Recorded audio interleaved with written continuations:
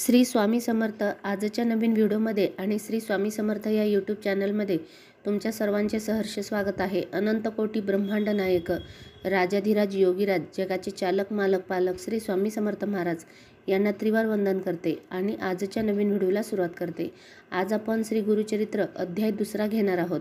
श्री गणेशाय नमः, श्री कुलदेवताय नमः, श्री गुरुभोम नमः, श्री स्वामी समर्थ महाराजाय नमः। श्री स्वामी समर्थ। पूर्वी गोदावरीच्या तीरावर अंगिरस ऋषीचा आश्रम होता। तिथे वसिष्ठादी अनेक ब्रह्मर्षी तप करीत होते। त्यामध्ये पैलमुनीचा पुत्र वेदधर्म नावाचा एक विप्र होता। त्याला अनेक शिष्य होते। त्यापैकी दीपक नावाचा एक शिष्य होता। तो शिष्य मोठा गुरुभक्त होता। शास्त्रे व पुराणे यांच्या अभ्यासात गुरुसेवा करीत असतानाच तो प्रवीण झाला होता। एके दिवशी वेदधर्माने आपल्या सर्व शिष्यांना एकत्र बोलावले आणि म्हणाला, शिष्यांनो, माझे एक पूर्वजन्मी केलेले कर्म आहे। मी सहस्रावधी जन्मात महापाप केलेला आहे। अनुष्ठान केल्याने त्यातील पुष्कळसे पाप धुवून गेले आहे, परंतु त्यापैकी काही अजून उरले आहे। ते माझे मलाच भोगायला लागणार आहे, त्याशिवाय ते संपणार नाही। मी जर सामर्थ्याने त्या पापाची उपेक्षा केली तर ते माझ्या मोक्षाच्या आड येते, तेव्हा ते मी देहाने भोगल्याशिवाय त्याचा निराश होणार नाही। त्या पापाची निष्कृती होण्यासाठी मी वाराणसीला जाणार आहे। तेथे गेल्यास पापाचे शीघ्र शालन होईल असे शास्त्रात सांगितले आहे। त्यावेळी माझा सांभाळ करायला व शुश्रूषा करायला तुम्ही पण कोण तयार आहेत का? त्यांनी ही जबाबदारी स्वीकारावी। त्या शिष्यातून दीपक लगेच पुढे आला आणि गुरुला म्हणाला, स्वामी, आपण मला आज्ञा करावी। मी आपली कशी सेवा करावी ते मला निसंकोचपणे सांगावे। काया वाचा मने मी आपली मनापासून सेवा करीन। आपणाला या वाधीतून मुक्त होण्यास मदत करीन। मी स्वतः आपले भोग स्वीकारायला सुद्धा तयार आहे, तरी कृपा आपली सेवा करण्याची मला संधी द्यावी। दीपकाचे हे वचन ऐकून वेदधर्म दीपकाला म्हणाले, दीपका, माझे भोग मलाच भोगावे लागतील। ते मुलाला किंवा शिष्याला घेता येणार नाहीत। मी केलेल्या पापामुळे यापुढे 21 वर्ष मी कुष्ठाने अंग झडलेला, आंधळा पांगळा असा होईन। हे सर्व शरीराचे भोग मी 21 वर्ष भोगल्याशिवाय नष्ट होणार नाहीत।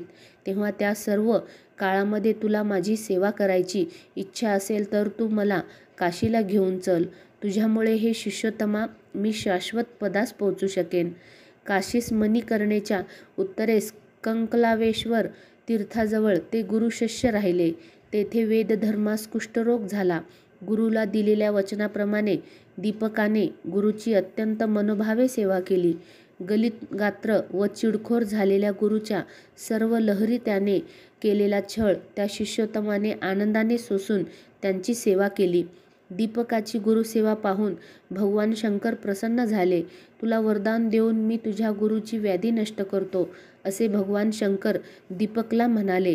परंतु गुरुची आज्ञा नसल्यामुळे दीपकाने वरदान घेण्याचे नाकारले।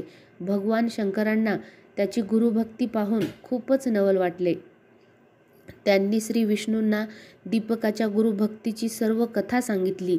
त्यांची गुरुभक्ती पाहून साक्षात विष्णू समाधान पावले।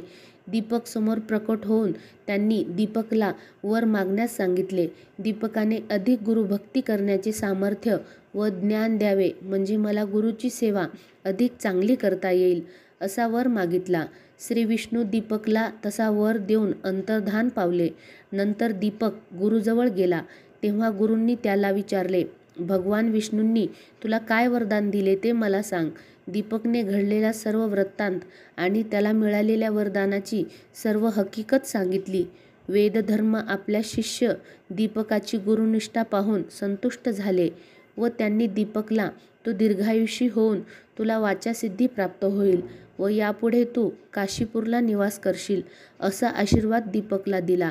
याप्रमाणे वेदधर्म शिष्याला प्रसन्न झाला व त्याच क्षणी त्याचा देह व्याधीमुक्त झाला। श्री स्वामी समर्थ।